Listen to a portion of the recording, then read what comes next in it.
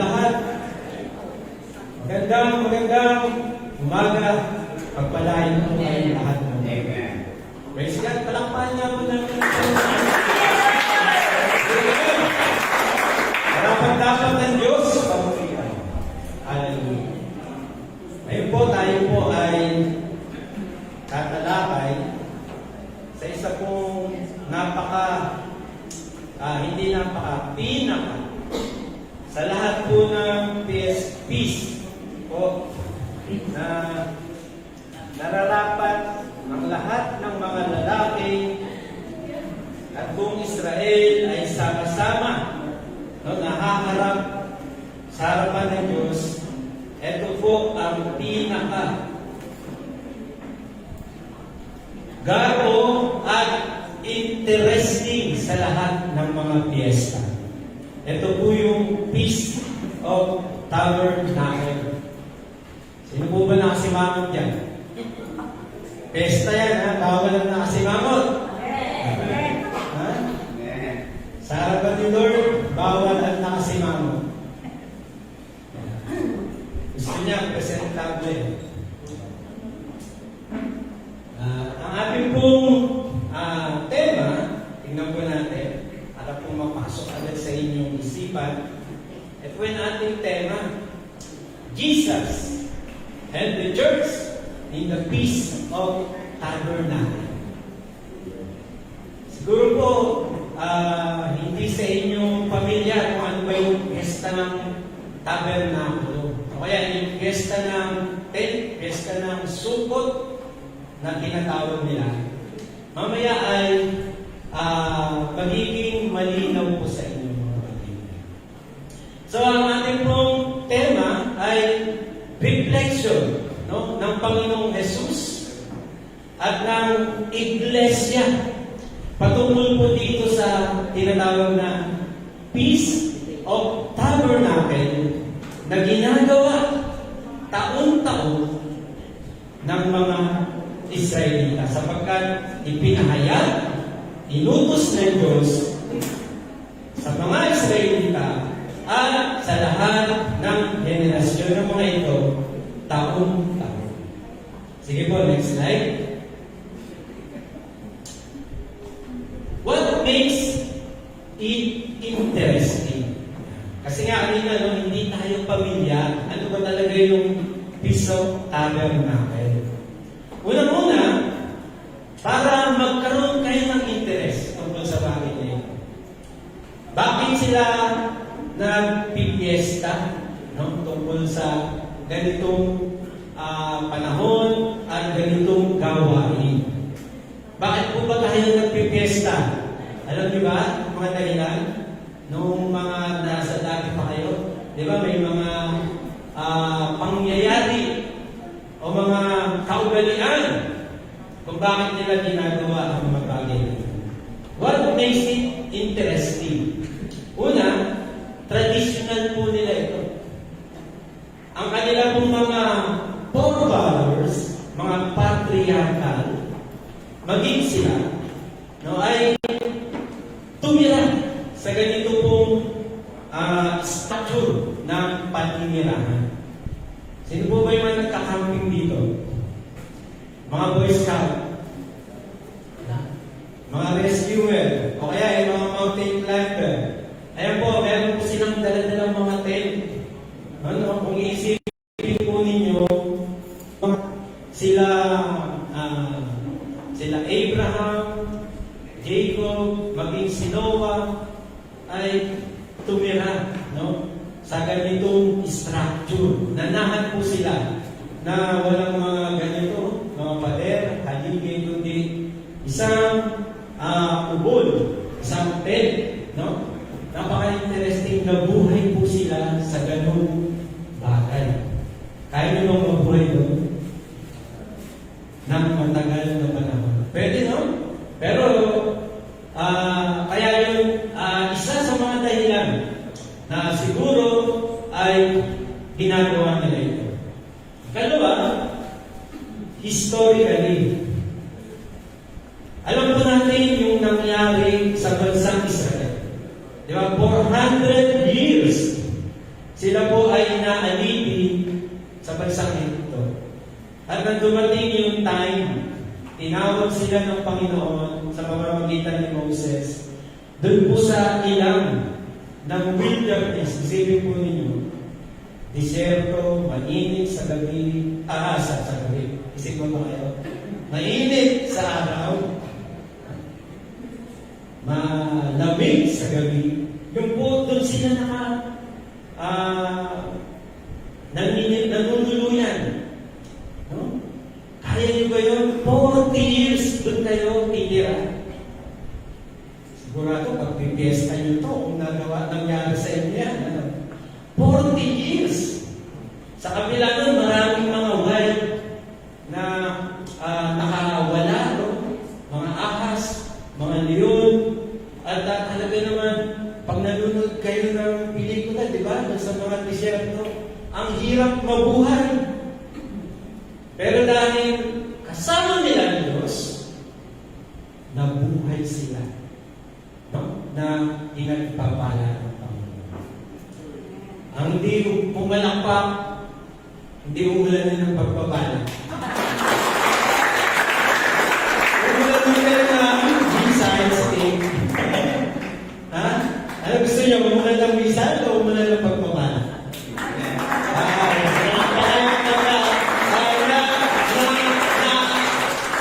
Na-imagine na mabuti ang Diyos, malakpak po. No? Kasi yun yung ginagawa nila, nag-worship sila Panginoon. Saan sila sa Panginoon? Ikatlo po, bakit interesante ito? Kasi po, prophetic. Sa Amos, chapter 9, verse 11, mababasa po natin ang bagay na ito. Sabi po niya doon sa Amos chapter 9, verse 11. Nasulat ko pa.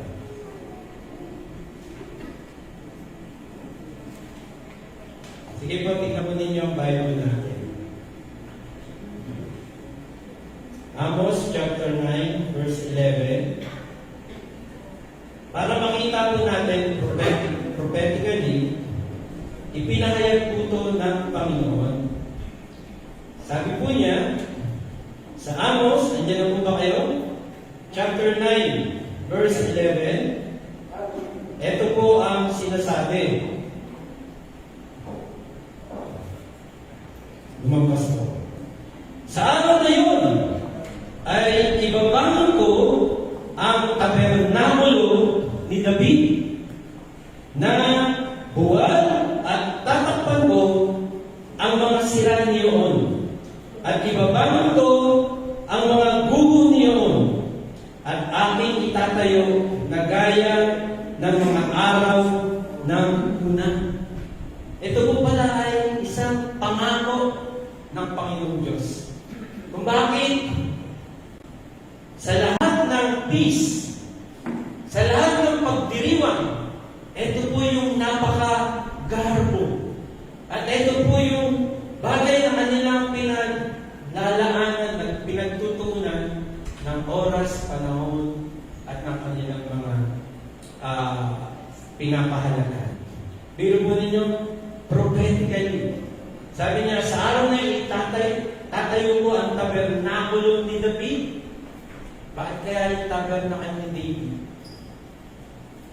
Kasi ang tabernakulo ni David, ito po yung tabernakulo ng Diyos. At pag sinabing David, tumutukoy po yan sa Panginoong Jesucristo. Sabi niya pa nga, hindi ko lang nasulat, nabasa ko sa Zechariah, chapter 14 ba yun, o anong verse niya, sabi ko doon, darating ang araw na ang Feast of Tabernacle ay ipagtesta ng lahat, hindi lang ng mga Israelita, pati ng mga ibang lahi, at sila ay pupunta sa Jerusalem upang ganapin ang Feast of Tabernacle. Bakit po ba yan? No? Interesado po ba kayo? Siguro no, may SNK no, na representative minsan pupunta ron. Ha? Sino kaya ang representative? Baka yung mga apo-apo na natin. Di po ba? Ha? Sabi ko yan, bakit interesante? No? Minsan kasi, nandito tayo pero walang interes. Sana magkaroon tayo ng interes sa pinag-uusapan natin. Amen. Ang hirap mabuhay mo sa loob ng tent, pero kasama nila ang Panginoon. Sa wilderness, sa mga pagsubok nila na dinaanan nila, na-survive nila nung namuhay sila sa tent 40 years. No? In the wilderness. At sabi pa, pangako po ng Diyos. Sabi, itatayo niya yung tabernacle ni David. Tumutuloy po ito kay Jesus at sa kanyang iglesia. Palakpakan nga po natin ang Panginoon. Next slide po. What makes it important? Gano'n ito ka-importante? Bakit natin ipinapahayag ang bagay na yun? Bakit ito inuutos ng Diyos? Bakit ito sinabi niya kay Moses at gagawin, no, habang buhay, taon-taon, lahat ng Israel, pati ng kanilang mga anak, magiging apo at anak ng kanilang mga apo.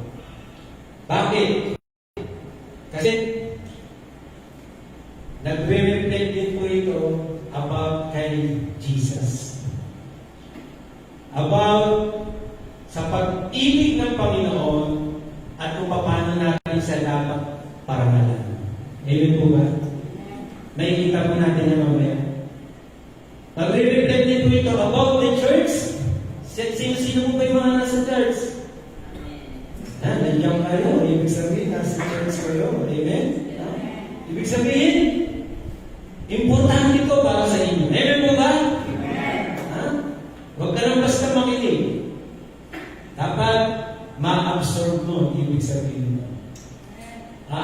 Importante ito sa bawat Christian. Sa bawat sulok ng mundo na tumatawag sa Panginoon. Interesante, importante, at ikatlo, tingnan natin. Next slide. How this relate to Jesus in the church? So yung Feast of Tabernacle, pesta naman yun. Wala naman din si Jesus sa yung church. Paano ito na-relate sa kanila? Yan po yung ating bubuksan. Ngayon, doon po sa Feast of Tabernacle. Interesante po ba sa inyo? Importante po ba sa inyo? Makaka-relate po kayo. Amen po ba? Palakpakan na naman natin sa mga. It is related, no? Sa kay Jesus at sa church, in its proclamation.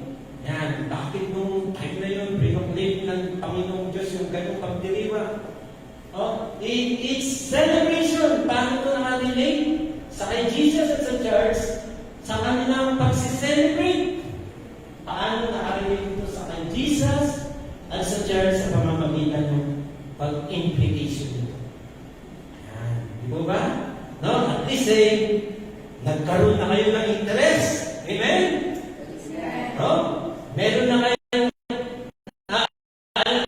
na yung relevance po sa mga Christian. Kaya nga, wow, makaka-take off tayo. Kaya nga, kung patuloy yung next slide po, basahin natin yung ating text para ngayon ay wow, no? Magiging klaro sa inyo. Minsan kasi, pag nagbabasa tayo ng Bible, lalo na pag Leviticus, Numbers, di po ba? Parang, ano kaya ito? Ano ang relasyon nito sa aking pagiging Kristiyano? At least ngayon, meron na tayong overview. Ngayon, mababasa natin. Basahin natin.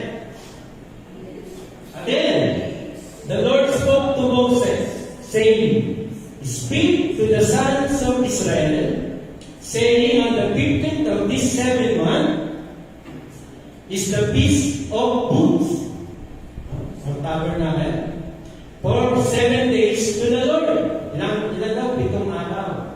On the first day is a holy convocation. Sabihin naman sama-sama, no, na banal na pagpupulong. You shall not do any laborious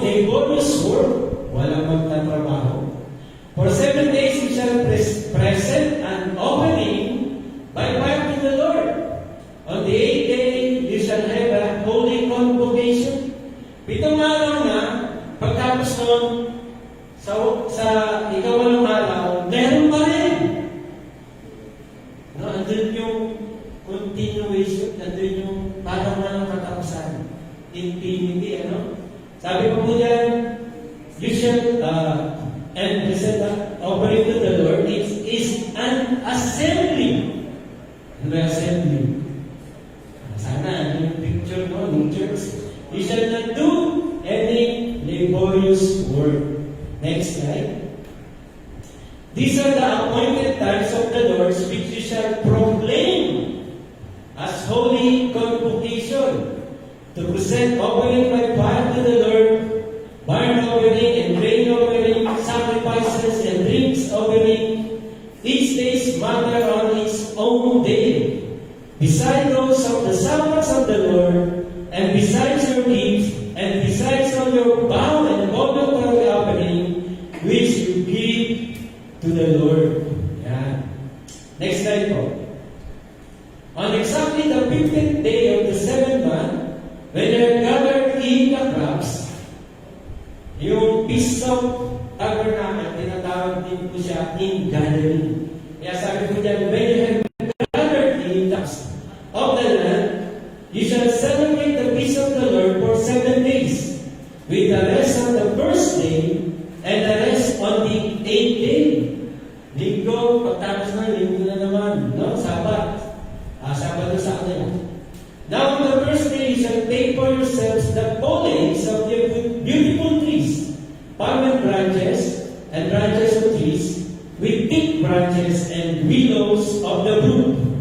And you shall rejoice before the Lord your God for 7 days. Next slide. So you shall celebrate it as a feast to the Lord for 7 days in the year. It shall be a permanent statute throughout your generation. You shall celebrate it in the 7th month. You shall live in booths for 7 days.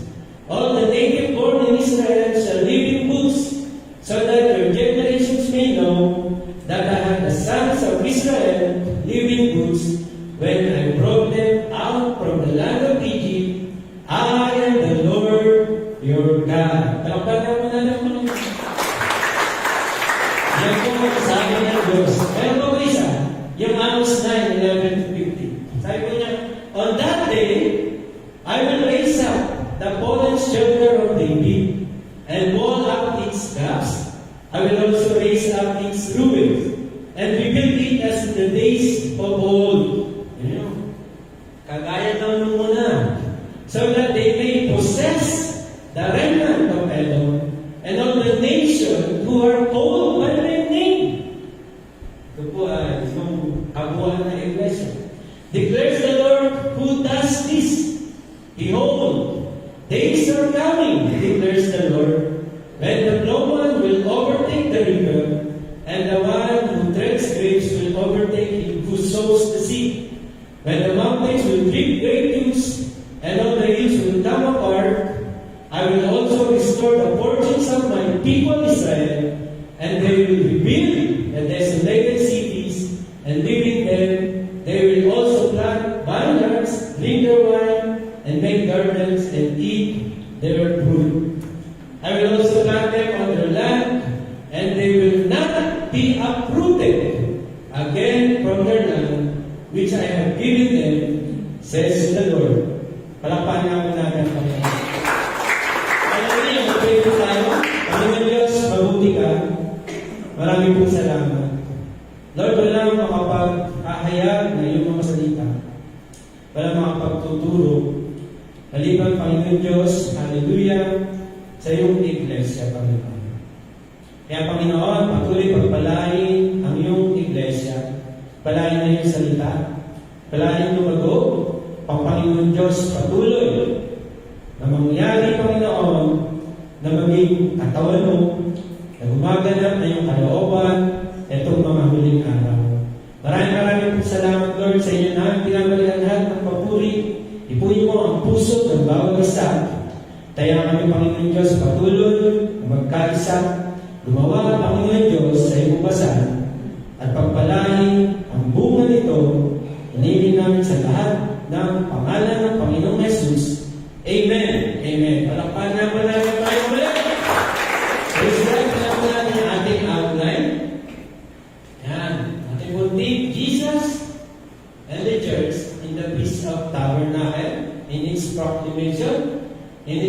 celebration and its implication. Paano po ba kayo nagdiriwang ng kapistahan? Diba? Hindi yan mapagdiriwang kapag walang isang araw. Amen? Walang itinakda, walang proclamation. Kaya muna-una, tingnan natin yung kanyang pag-proclaim ng panahon ng pagdiriwang nito. Sabi, on the 15th day of the 7th month. Kung inyo pong malalaman yung kalendaryo ng mga Jews, meron po siyang dalawang beginning. Yung una, yung month ng Nisan. No? Ito po yung kanilang pag-alis sa Egypt. Doon po nagsimula yung bilang ng bagong buwan. At sabi, yung 7th month, Nisan, dumating sa 7th month, ito po yung tinatawag nilang Tishri. Tama po ba, Pastora? Amen. Ang Tishri, ito po ay pinapalagan beginning of the new season. Natapos na po yung kalahating cycle, magsisimula na sa bagong cycle. Sabi nga, tinatawag din po ito ng Season in Gathering. Ano yung kaugnayan nun sa kay Jesus and the church? Sabi po dito, nire-reflect po nito yung huling kapanahonan at yung pagdating ng bagong panahon. Amen? Sabi nga sa Feast of Tabernacle, yung proclamation nito ay nire-reflect kung paano sinisimula ng Diyos sa pamamagitan ng Panginoong Jesus. No? Na i-build yung kanyang church. I-build, no? Yung kanyang church para sa ihanda sa darating na panahon ng mga bagong bagay. Amen? Huh? Kaya nga yung beginning of the new season, sila ay naharap, no, sa bagong panahon kanilang tatahakin. Sabi po ng Matthew chapter 4 verse 17, mula noon ay nagpasimulang mangaral si Jesus at magsabi, magsisi kayo sapagkat malapit na ang kaharian ng Diyos. Dineklara po ng Panginoon, binangayan po ng Panginoon. Ano sabi niya? Malapit na maghari ang Diyos. Tinutuloy po niya ang pagtatapos ng mga huling araw at ang pagsisimula ng mga bagong araw. Amen po ba? No? Si Jesus, no? Bago magtapos ang mga huling panahon at mangyari ang mga bagong panahon, ay naparito, nangaral at nagpahayag ng salita ng Diyos upang tawagin ang mga tinatawag ng Panginoon. Amen po ba? Palakpakan mo nga ito.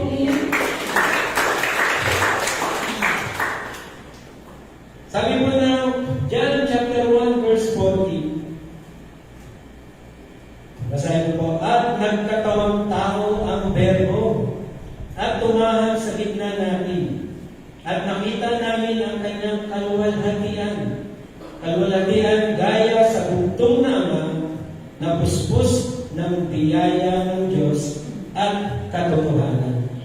Yung salita po niya na tumahan ay sinilin po siya ng salitang boots, no? Ibig sabihin po niya, no, yung sukot, yung tabernacle, magkasing kahulugan sila nung nananahan. Kaya na si Jesus, no, mula sa langit nagkatawang tao, bago magtapos ang mga huling panahon at magsimula upon this rock, I will build my church. Amen. And even the gates of hell cannot prosper. Amen po ba? Biro po ninyo sa huling panahon, hindi kayo nais ng Diyos na mapahamak. Amen po ba? Parang malungkot ha. Fiesta to, malakpakan tayo sa mundo. Fiesta to! Sabi nga ako, pinapa-reflex sa isipan, no? Ito pala ay huling panahon, no? Nagtapos na yun sa half cycle at nagsisimula na ng bagong panahon. Wow! Ang Panginoong Jesus ay nangaral ng mabuting balita upang tawagin ang mga anak ng Diyos. Amen po ba? Palakpan namin po yan.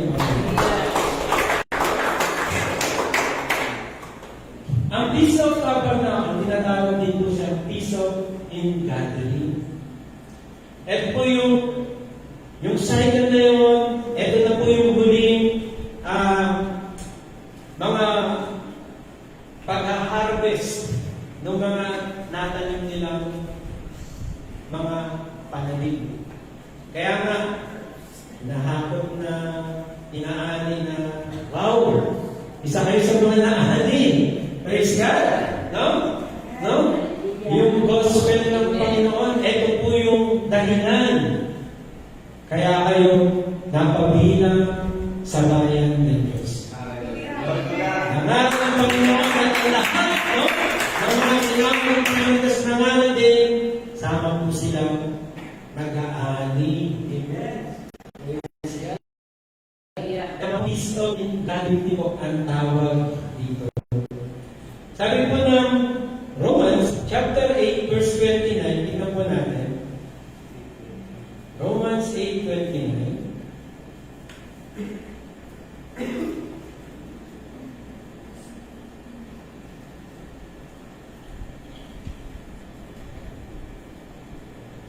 Yan na po kayo. Dito na po. Babasahin ko po. Sabi niya, sapagkat yaong mga nanguna pa'y kanyang nakilala ay itinalaga naman niya na maging katulad ng larawan ng kanyang anak upang siya ang maging panganay sa maraming magkakapatid. Si Jesus po yung first fruit, firstborn. Siya po yung panganay, no? Na mula sa langit, na parito sa lupa, inanay ang kanyang buhay, namatay, at sa ikatlong araw na buhay ng mundo. Dahil anak siya ng Diyos. At sabi lahat na nanalig sa kanya ay pinagkalooban maging ng karapatan, maging anak ng Diyos. Kaya nga, no, yung tabernacle, ito yung pinananahan ng pamilya ng Diyos. At si Jesus bilang panganay, tayo yung kanyang mga anak. Tanda po niya, pag walang panganay, wala nang susunod. Amen? Paano kayo naging anak ng Diyos? Dahil kay Jesus. Diba? Dahil nanalig kayo sa Panginoong Jesus, sabi ng mga kapatid tayo ng Panginoong Jesus. At ang Diyos ang ating mga. Amen? Jesus and the church, sabi po nun, anak ng Diyos at mga pinagkalooban ng karapatang maging anak ng Diyos. Nasa huling panahon at pagdating ng mga bagong pangyayari, inani na. Amen po ba? Kabilang po kayo. Palakpakan natin ang Panginoon. Praise God! Hallelujah! Ano ba may bibigyan ninyong palakpak sa Panginoon? Praise God!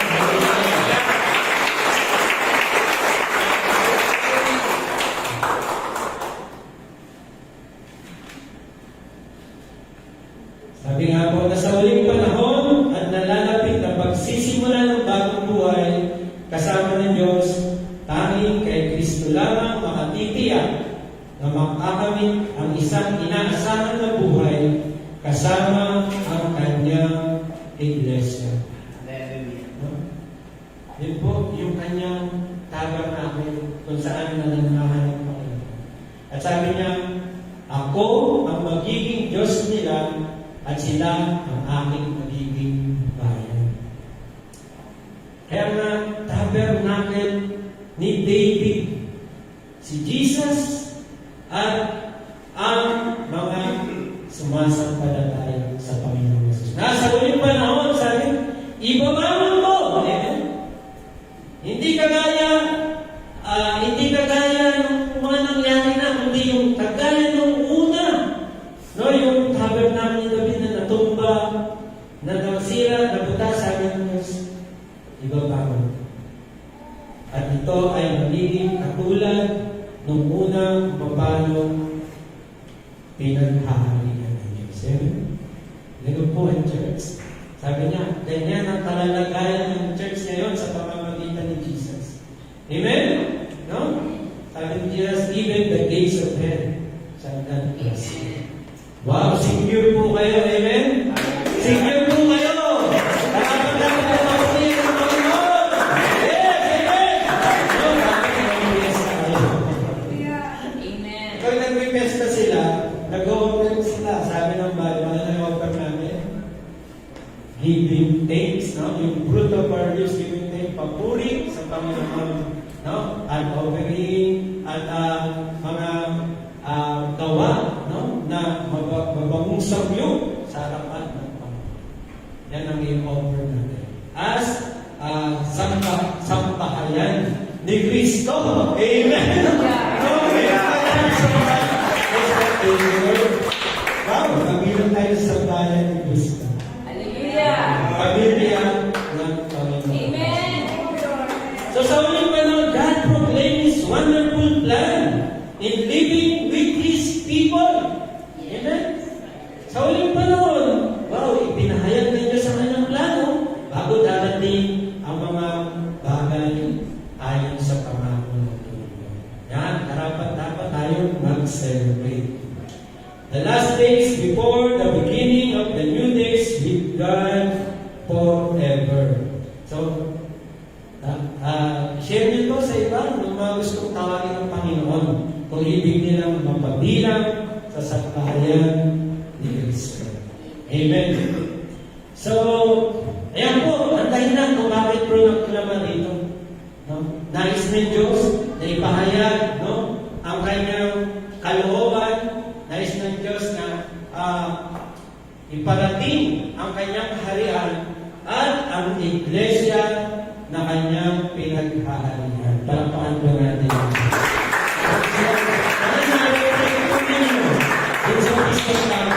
Kung paano po ito pinag-iwan. At ito rin po ay nakikita natin sa nangyari sa iglesia. Sa pangunguna ng Panginoong Jesus at ng kanyang itinatag na iglesia. Ikalawa po, tingnan po natin yung kanyang pag-celebrate. Siyempre, pag may pesta, paano ito sineselebrate? Diba? Noon pag may pesta, puposisyon tayo, diba? Pag may ginagawa natin ng mga nakaugalihan na. Pero dito, paano sineselebrate yung Feast of Tabernacle?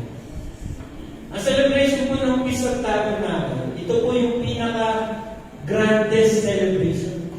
Ito po yung pinaka-darbo sa lahat ng fiesta. Sigurado walang absent dito, maliban lang may sakit. No? Kasi harap tayo sa Panginoon, dapat malakas. Pwede dun sa bahay magdiwang. Pero ito sabi nga, lahat ng lalaki dapat haharap sa Panginoon. At sabi, haharap kayo ng may dala-dala. Huwag kayong pupunta nun, buwan ng offering. Amen? Ha?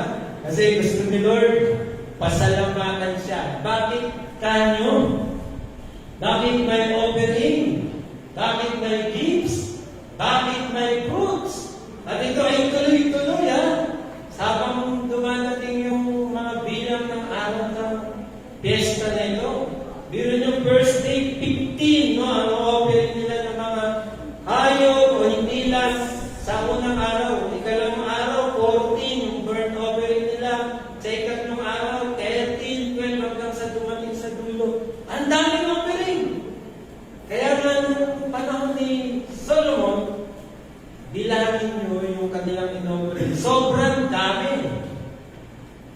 At hindi lang yun, yung mga crops pa, tanim nila, iwawag-iway.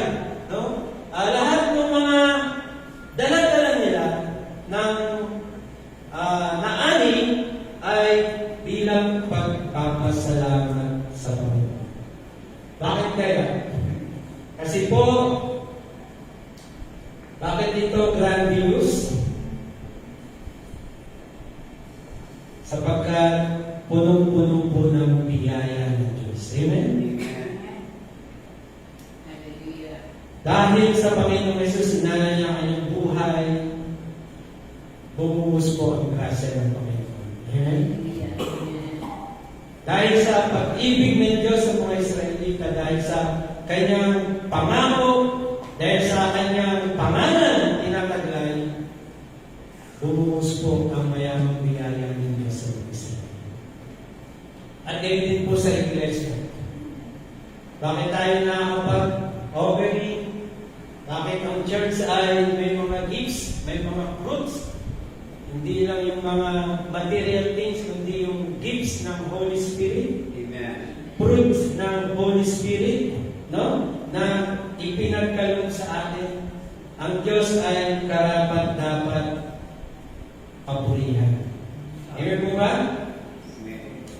Why grandiose? Kasi sa kanilang history, biro mo 400 years silang slave doon. Kinamatayan na nila Joseph, kinamatayan na ng mga forefathers nila. No, 400 years doon, na-slave sila. At nung dumating tayo, tinawag sila ng Panginoon. No? Bakit? Inalis sila sa pagkaalipin at ginawang mga tagapagmana ng Diyos. Amen? Hallelujah. Tagapagmana, ibig sabihin, wow, ang daming blessing nun. No? Yung grasya ng Diyos ay para sa iyo. Amen?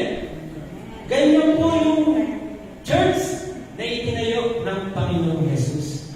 Sabi niya, bagaman siya ay mayaman, nagpakalungha siya para kaya ay yumaman. Bagaman siya ay malakas, nagpakain na siya para ikaw ay maging malakas. Amen? No? Bagaman walang kasalanan, inaling kasalanan para ikaw ay maging banal. Wow! Yung biyaya ng Diyos. Amen? Kaya nga sabi, pag nagtayo kayo ng booths, kailangan nakasabit yung mga prutas, yung mga regalo, yung mga offering na dyan, magsaya kayo. Sapagkat andun umaapaw ang grasya ng Panginoon. Palakpakan niya.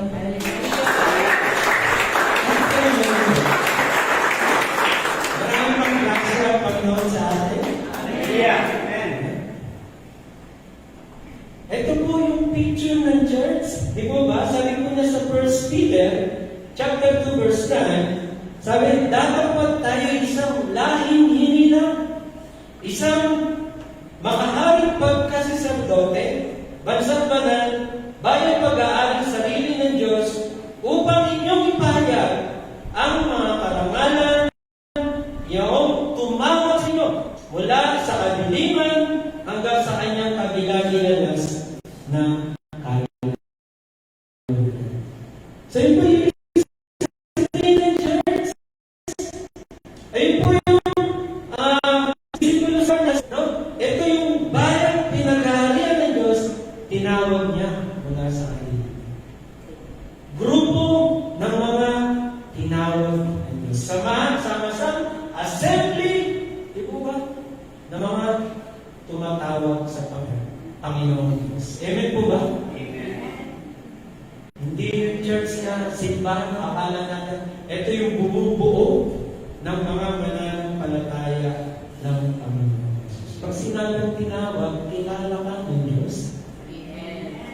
Ang sarap Amen? Naranasan niyo ba na marami kayong kasama? Nagpunta kayo sa barangay.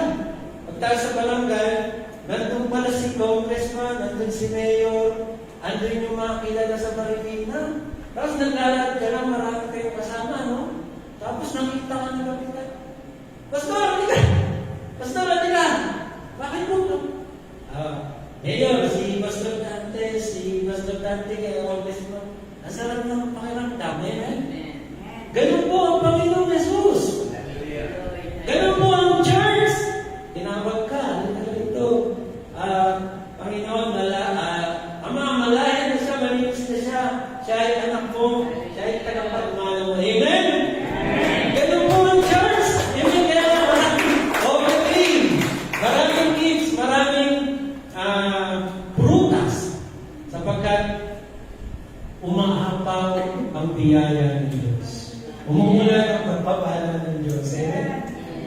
Hindi umuulan ng Bisaya. Kahit umuulan sa Israel ng Bisaya, pinagpapala sila ng Diyos. Pinapakita sa buong mundo. Amen? Na ang Diyos ay tapat sa kanyang mga pangako. Kaya nga ito ay pagtatapos na uling panahon at simula ng mga bagong bagay, pinapakita niya sa buong mundo. Amen? Amen. Palakpan na po na ito.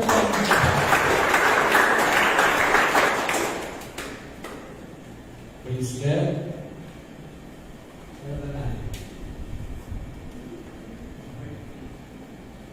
So, ito ay karapat-dapat na mag-celebrate tayo. Di ba? Kasi biro mo, dati ay anybody ka, pero ngayon ikaw ay somebody na. Ikaw ay may position na. Ikaw ay kinikilala na. Ina-acknowledge. Amen? Ha? Kaya maging taas mo yung maging proud ka na ipahayag ang kabutihan ng Diyos sa buhay. Amen po ba? Kaya halapan natin ang Panginoon. Praise God. God called you to have a life with a purpose. Diba? No? Noon ay wala lang, pero ngayon, wow, may purpose pala ng Diyos. Praise God. Ganyan po nila siniselebrate yun. Ganyan po nila ipinagdiriwang. Pinapahayag nila yung kabutihan ng Diyos na ginawa sa buhay. So as the church. Amen? Amen. Next po. Kita po natin sa English. Sabi ng Panginoon,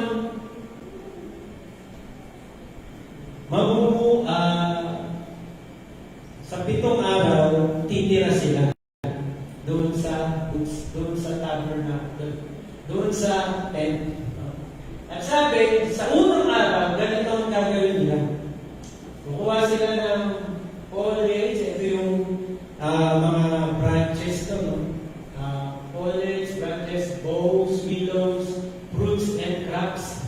Ayan yung nasa loob ng tent. At sabi, gagawin nila ito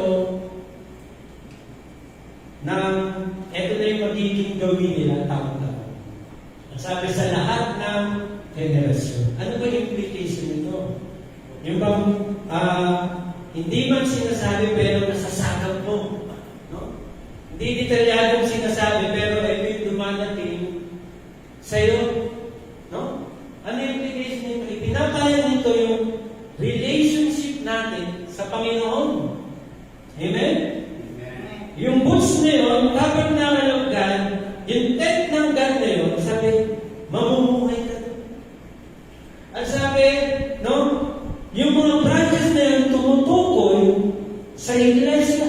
Amen? Tumutukoy sa ito, tumutukoy sa atin.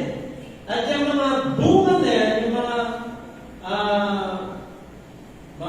gifts, no, mga crops, mga fruits, ay sumisimbolo sa iyo. Amen, sa iglesia. Kaya nga, tinutukoy nito yung ating relationship sa Diyos. Ito yung implication nito. Yung piyesta na, ito ang gagawin nyo, bubuha kayo ng mga branches. Habang yung ano, ibig sabihin nito? Anong ibig sabihin mga branches na to? yung ganito? Ano pala? Yung relationship natin sa Diyos. Una-una, anong relationship natin dyan? God's relationship with His people. Siya yung source ng lahat ng bagay. Amen po ba? Amen. No? Siya po yung pinagmumulan ng lahat ng bagay. At tayo po yung kanyang mga sabi.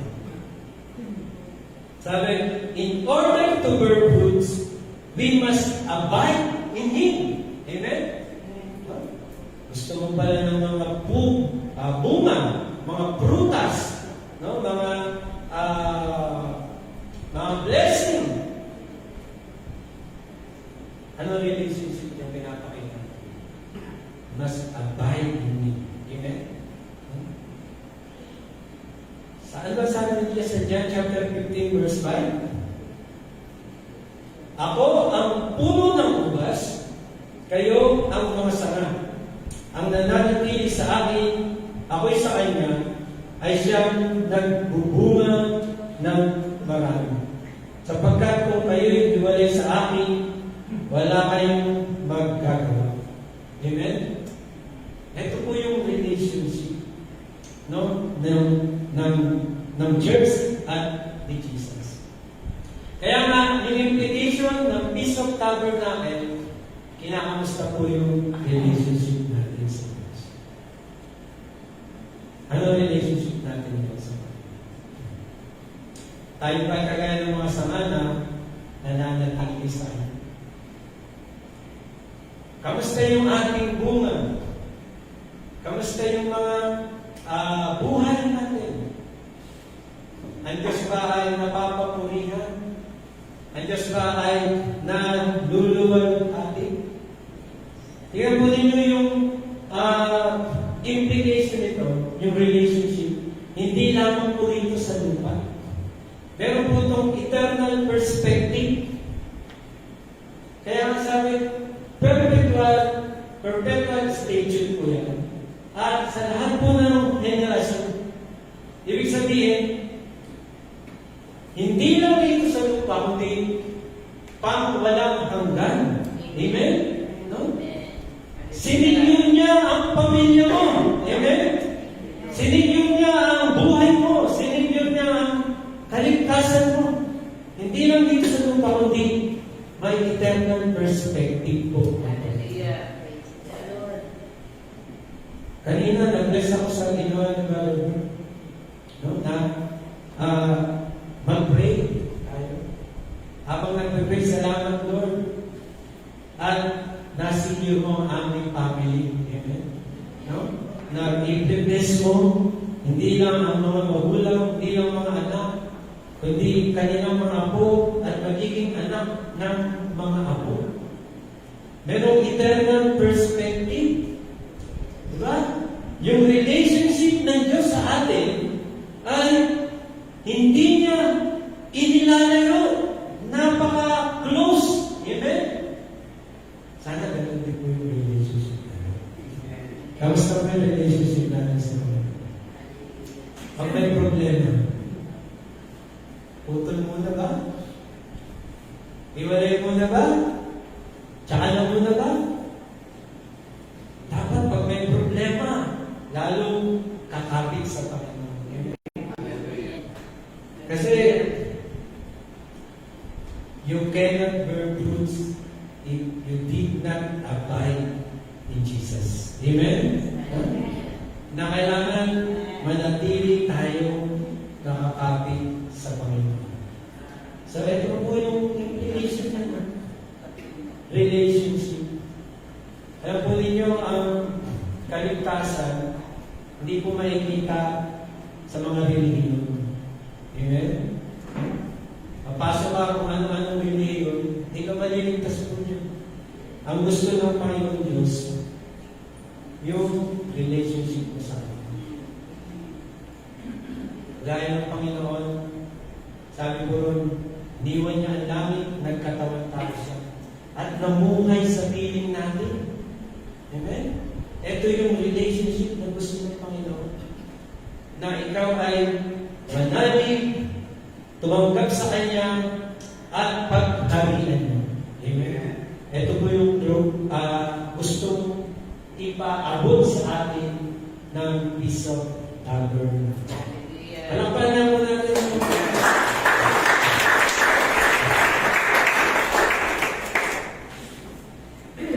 So the Feast of Tabernacles, as Jesus and the church, Jesus is the vine and the church is the branches.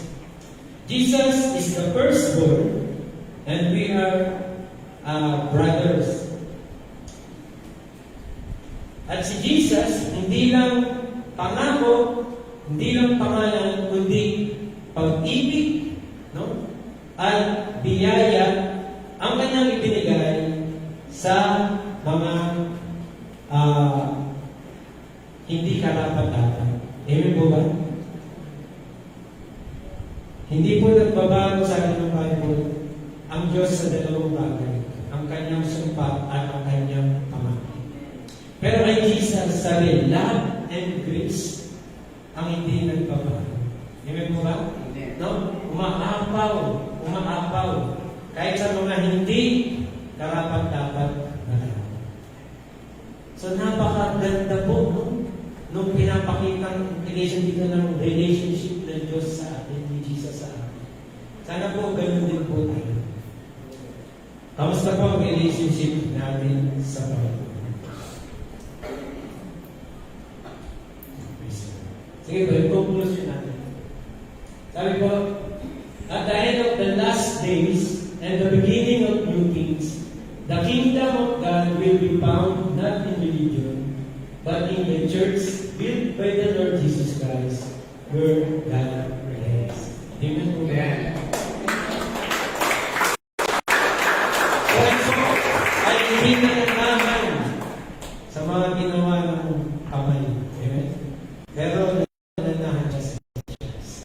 Amen. Ano po ibig sabihin? Yun po din yung nananahan ang Diyos sa atin, naghahari ang Diyos sa atin. At sa huling panahon, nais niya maging body tayo, maging kasangkatan tayo, para anihin ang mga kailangan anihin. Amen po ba? Si Isaiah po, nung makita niya ang Panginoong Diyos, nung bago siya tawagin na maging propeta, nakita po niya ang Panginoon nakaupo sa templo. Sa templo po nakaupo. No, yung bang sa upuan, sa loob ng templo. At sabi po rin, napapalibutan ang buong mundo. Ibig sabihin, nasasakop ng Panginoong Diyos ang buong mundo at siya yung source ng mga bagay na ito. Ganun po yung iglesia niya. Amen? Pinaghaharian ng Diyos at dumadaloy ang mayamang biyaya. Nang makita po ito ni Isaiah, natuto po siyang magsisi sa kanyang mga kasalanan. Nakita po niya ang kanyang sarili at natuto po siya magsisi at naglingkod po siya sa Diyos. Sana po ang church ay maging liwanag ng larawan ng Panginoon Jesus. Amen po ba? Na kapag nakita, no, ng sino man na naghahanap sa Diyos, ay masabi, gusto kong mapabilang sa sambahan. Amen. So, pakita po natin na pinaghahalian tayo. Amen po ba? Palakpakan mo natin.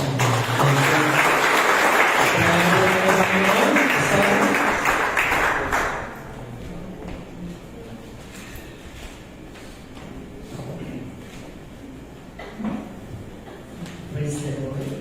Salamat sa Panginoon sapagkat every time na amin pong inaalaala yung kahalagahan ng mga piyesta ng Panginoon, nakikita po natin ang bukas. Sana pa tayo ngayon.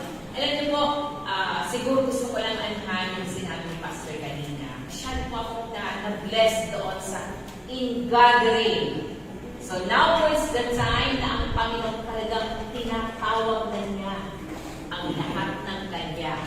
Para saan? Sa isang tabernacle na magkakaroon po ng final na celebration. At ang celebration na to, dapat sigurado ka na ang pangalan mo ay tinawag.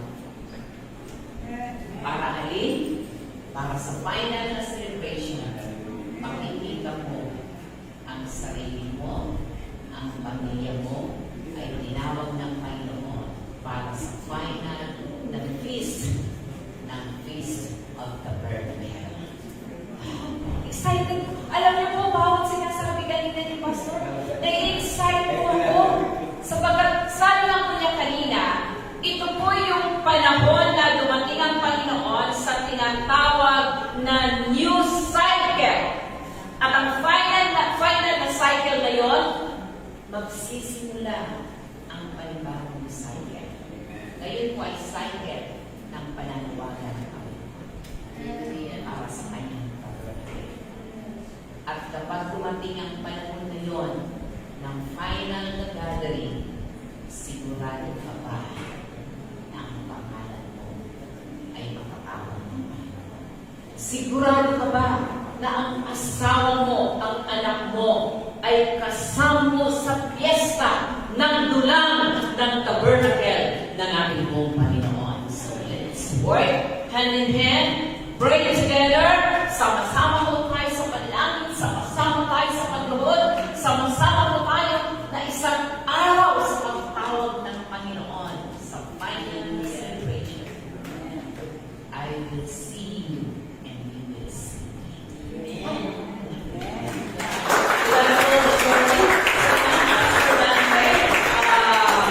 Bagaman may mga ano po tayo sa sequence ng ating pong celebration ng feast na to, pero pakinggan niyo po bawat pagdi-deliver nito. Sapagkat may excite ka sa sarili mo at paghahandaan ko natin ng mabuti ang ating sarili. Lord, as makasama sa final na dula ay nangyari sa buong Diyos. Hallelujah! Alam po natin, palakpak! Huwag ka lang, Lord! Iniin po natin ang Panginoon. Sambahayan ni Kristo. Ang aking sambahayan, ang iyong sambahayan, ang sambahayan ng Panginoon, tatawagin niya, and you will there. So, salamat sa Panginoon. Thank you, Pastor Dante. At next week, pakinggan po natin, huwag po kayong, alam niyo po, pag mga ganitong mga series, huwag po kayong mag-a-upset. Sapagkat sayang ang isang linggo na hindi mo natin maririnig ang huling mga habilin ng Panginoon sa atin, sa ating mga anak. So, tagad nila Dory, ngayon po ay nais kong tawagin ang mag-a-announce po kung mag-bisito.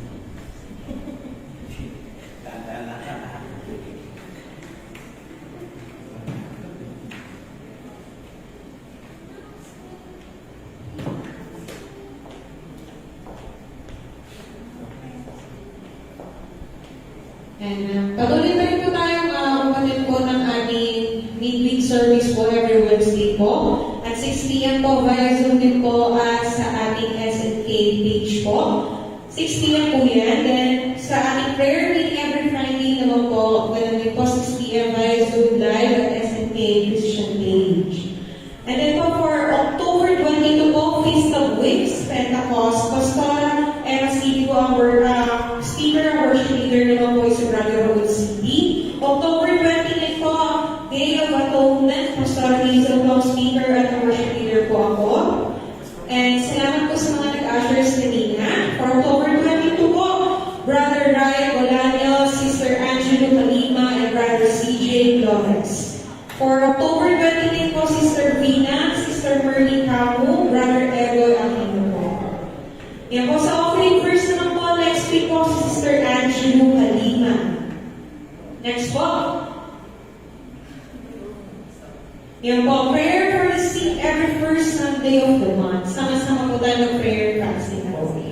Then po, face-to-face prayer meeting po every last Friday of the month po. Yan po, 4 p.m. to 5 p.m. po din po yan sa ating church. Yan po, leading in challenging times para po yun sa mga pastors, lalo ng mga pastors.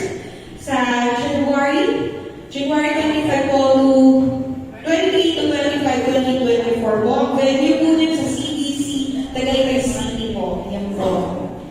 Ang facilitators po niya si Pastor Ronnie Manuel, Pastor Manny Santiago, Pastor Noel Matilla, and Pastor Jeff Paez, and Brother Boyd Mortera. Next po. Yan po ay para sa mga teachers training po. Sa ano po yan? October 21 to 25, 2023. Ang ano po mga kasama si Pastor Hazel and Sister Heidi. Yan po. For council meeting will resume on October 28, 2023. Attention po to sellers and teams department. You will report on the October 20th. Please be advised accordingly. Attention po to all department presidents, treasurer, and auditor. Please submit your financial report to Brother Bernard. Please be guided accordingly. Therefore, further, financial report will be on October 29, 2023. Please be guided accordingly. Yan po. Attention po sa lahat ng mga accountability leaders. We'll have a short meeting after the service. Teens, youth, and young adults at the stages of spiritual growth, 1:30 p.m. to 2:30 p.m. Next po. Yan po. Meron po mga other announcement.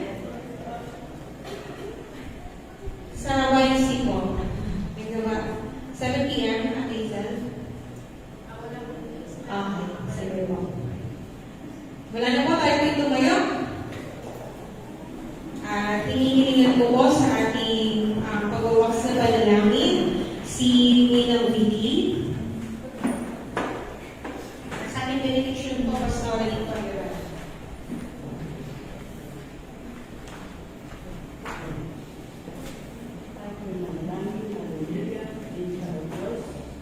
Panginoon, sa oras na ito, Panginoon, at ang kasalanan ng Panginoon, sa kapatihan mo sa amin, sa araw na ito, Panginoon, at pinagdala mo sa bawat isa. Maraming salamat, Panginoon, sa patuloy na pagbibigay mo sa amin ng mga kalakasan. Panginoon, ikaw na po ang dapat papurihan at maluwalhati, Panginoon. Purihin ka na po sa pangalan ng aming Panginoon Jesus. Amen. Ang pag-ibig ng Ama, biyaya ng Diyos Anak, at ang patnubay ng Diyos Espiritu Santo ay manatili, ngayon at magpakailanpaman. Amen.